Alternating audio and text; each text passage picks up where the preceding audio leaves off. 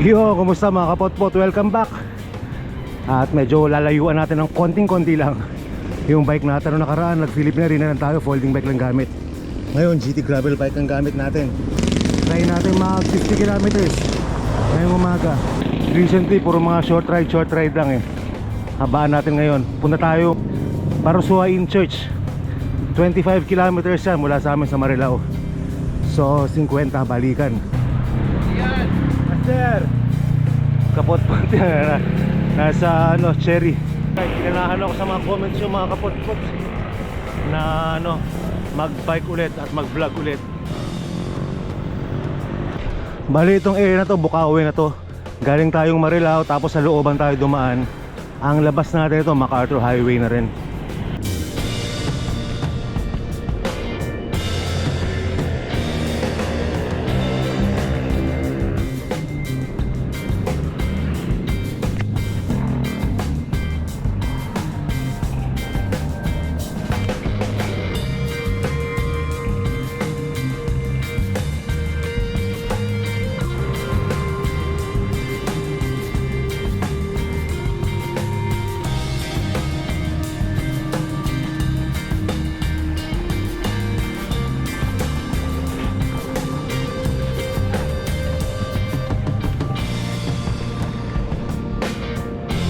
Ayan na, MacArthur Highway na yung kanto na yan.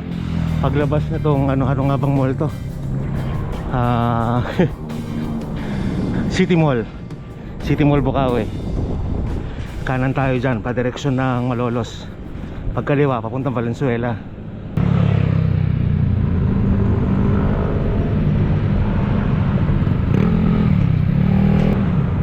Pagpa northbound ka, ang Malolos, pangalawang flyover. Una maladaanan nyo, Bukawi flyover. Tapos yung pangalawang flyover, yun na yung Malolos flyover. Kakaliwa na sa ilalim nun.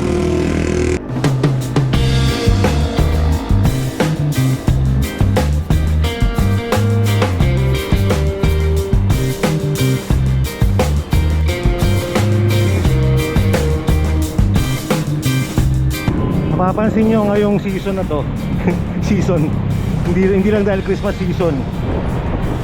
Ngayon ay anti-corruption season eh. Marami nagkakahulihan eh.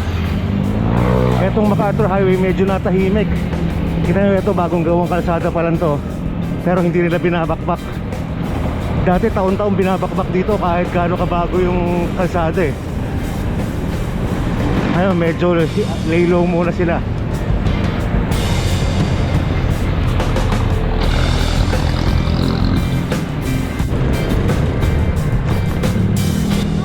Pure Gold Bukawi na tayo. Pagkatapos yan yung kakananan papuntang Philippine Arena. Actually galing sa amin meron din daan dyan, tapos dito labas. Kaya lang mas masikip yung kalsada ron. Kaya nirekta na agad natin yung MacArthur Highway. Okay, iwas na agad tayo sa mga palabas. Kaya medyo gumit na tayo. Balik tayo sa Ledgi.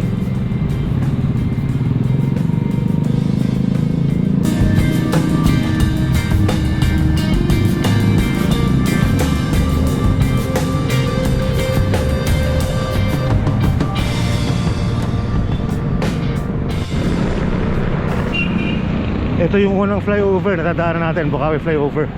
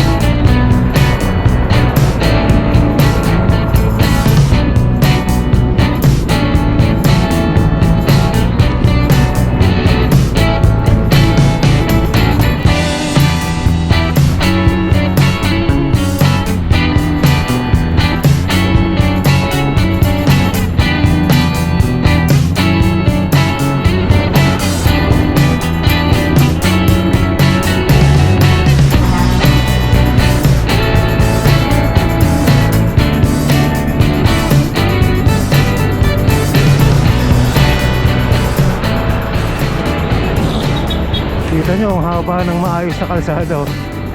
Walang road reblocking. Tsaka pinatigil din yan ay Secretary Vince Dizon. Kaya walang masyadong binabakbak dito. Saka itong part na to mga kapotpot, medyo tinaasan na yung kalsada nito. Dati lubog tong mga, dati konting ulan naglulubog tong area na to. Yun yung sinasabi ko. Tignan nyo kung gaano kataas yung inangat nung bagong kalsada. Ayun no, dito tayo sa lumang level niya eh. Ngayon gano'n siya kataas, so parang halos lang pastuhod.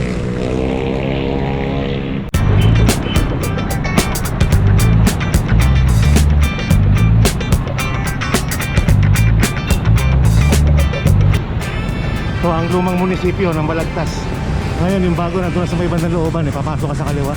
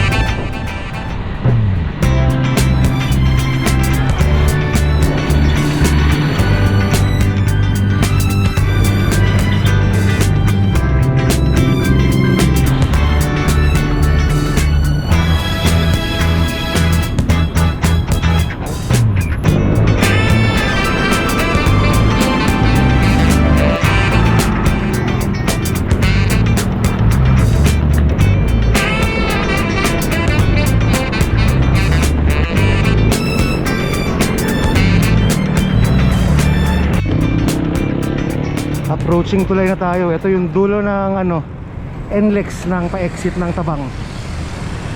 Kakanan tayo dyan. Ando ng continuation ng MacArthur Highway, Tabang Bridge. Kasi pag dumiretso ka papuntang Cabanatuan na yan.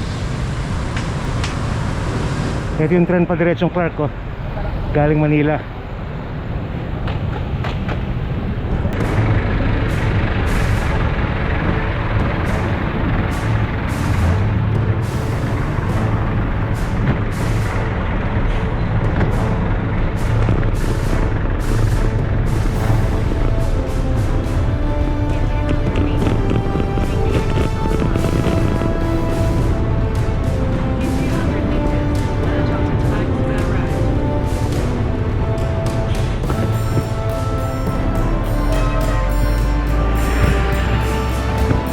Mali, sa kabila pa pala.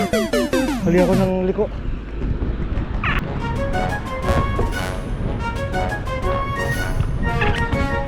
Nalito kasi ako dun sa jeep na pakanan eh. Kaya napakanan din ako. Sabi ko, ba't ang nipis ng kalsada na to? Ang kitid. Yun nga pala sa kabila yun.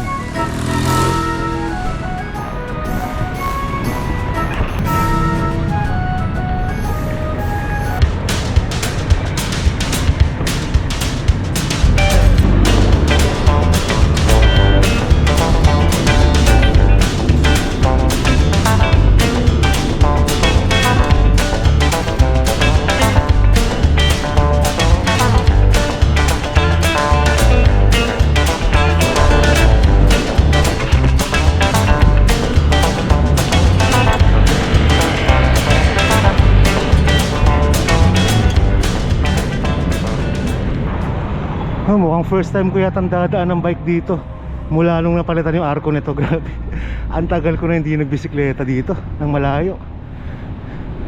Alam ko matagal na napalitan tong arko na to eh. Ngayon lang ulit ako nakapagbisikleta. Samantalang dati lagi-lagi natin dinadaanan to.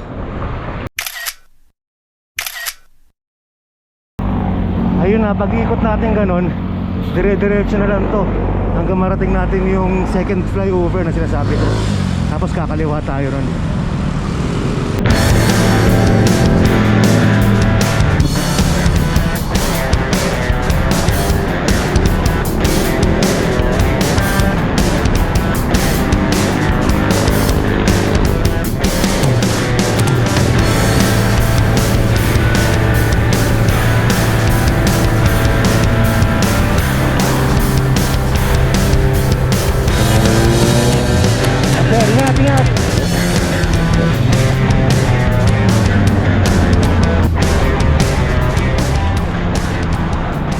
Nahinto tayo dito sa may STI.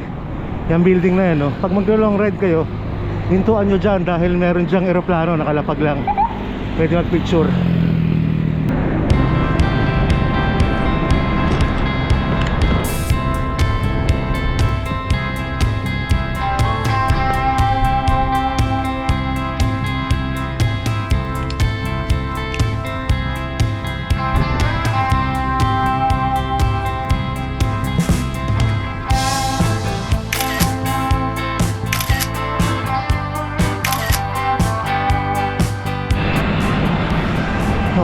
Pagkatapos ng STI Malolos, kung nasa aeroplano, ayan na, ano na, Robinsons Malolos.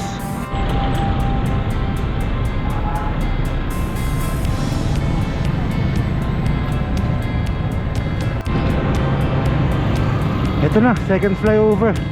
Kung mga ano lang pala yun, 500 meters from Malolos, Robinsons Malolos. Ito na agad tayo.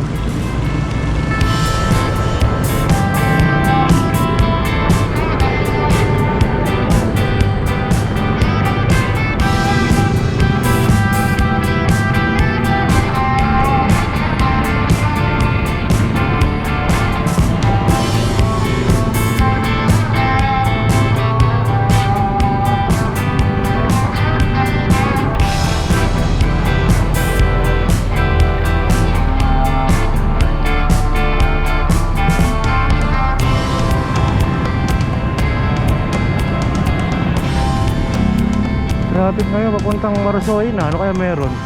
O lagi bang traffic dito na ganito? Pero parang yung last na nandito kami, hindi ko maalala ang ganito ka traffic ah.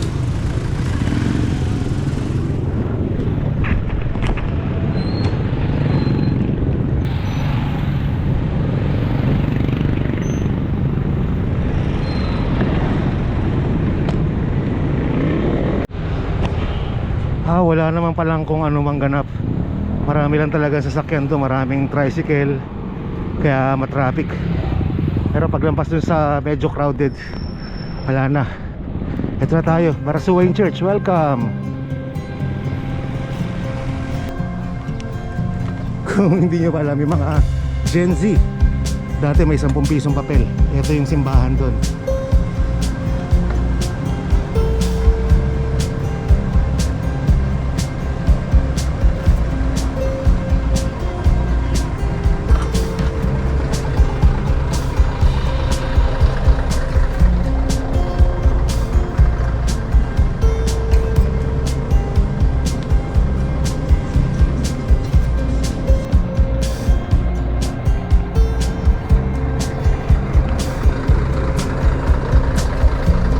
Okay, pahinga muna tayo dito sa Gedli. Pahinga lang tayo konti, picture. Tapos sabihin na tayo. Dito tayo dadaan mamaya sa bandang looban, hindi na sa MacArthur. Para iwas naman tayo sa ano, para bagong daan naman.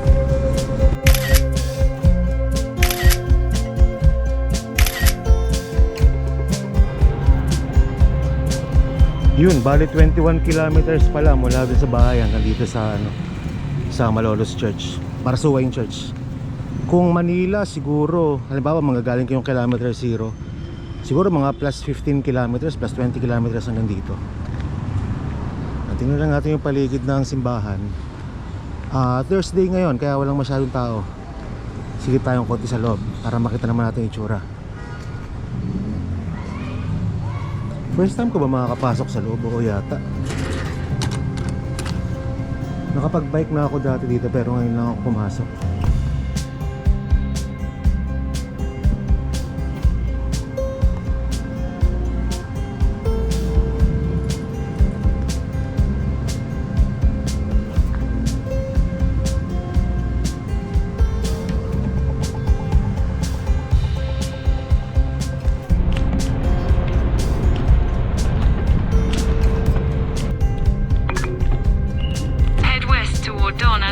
Bautista Street.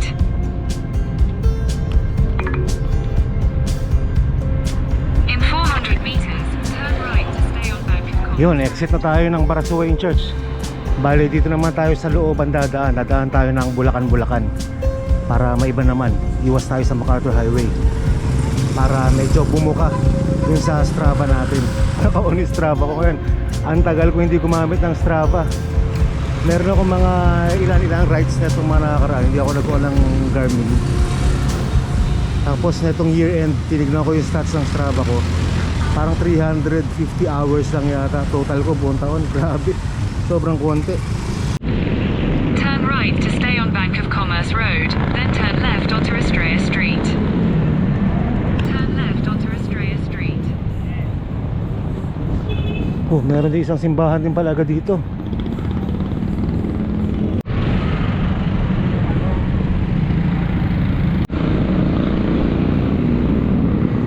Ang gusto ko rito sa looban, maayos ang asfalto rito. Tsaka hindi rin ganun ka-traffic. Minsan may mga sasakyan ka makakasabay pero hindi ganun karami. Maganda daan dito.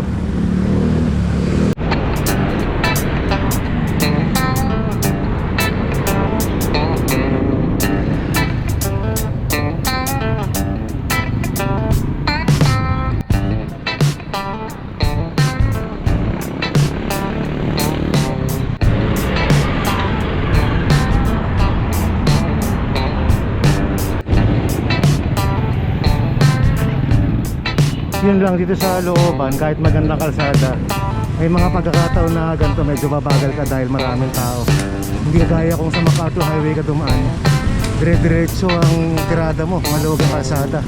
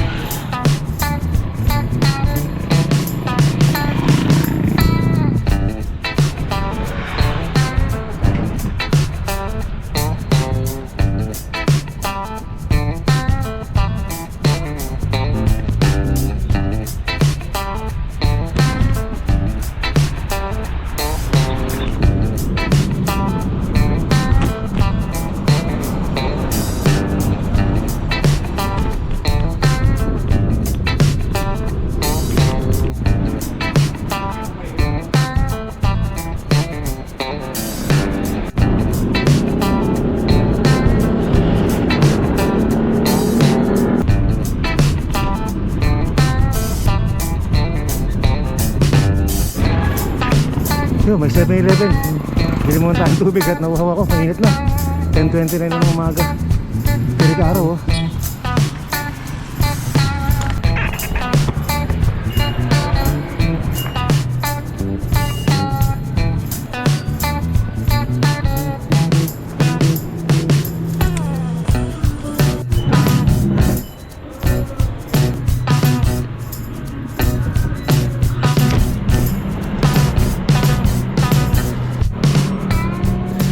Okay, last 16 kilometers papuntang Ian House, pauwi ng bahay.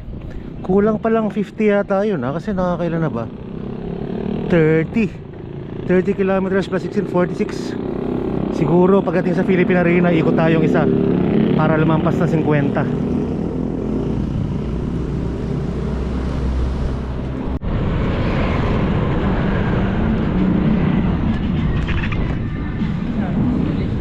Pag tinignan mo sa mapa itong kinalalagyan natin mismo ngayon, dagat ng gilid na kaya may mga ilog-ilog, oh. Malapit na sa dagat, eh.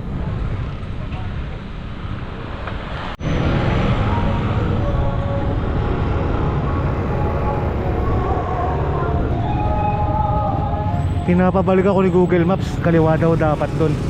Pero feeling ko meron pang daan dito, eh. Tingnan natin kung magre-route siya. Pag hindi, balik tayo.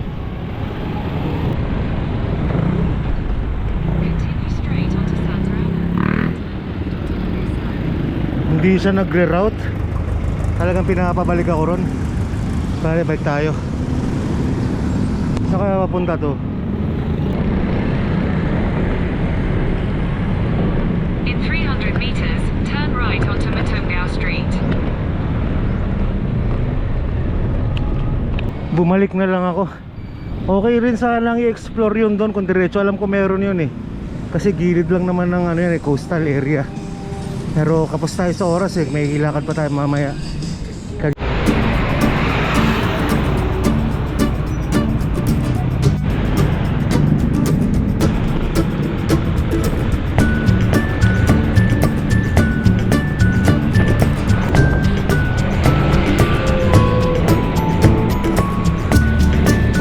Ito yung papunta kay Lawi si Batman, no?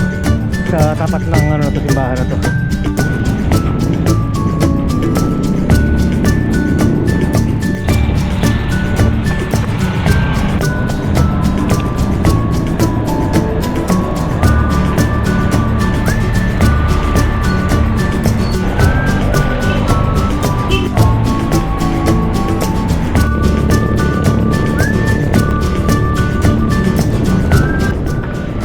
Ayun, okay na, Philippine Arena na tayo. Cool down na.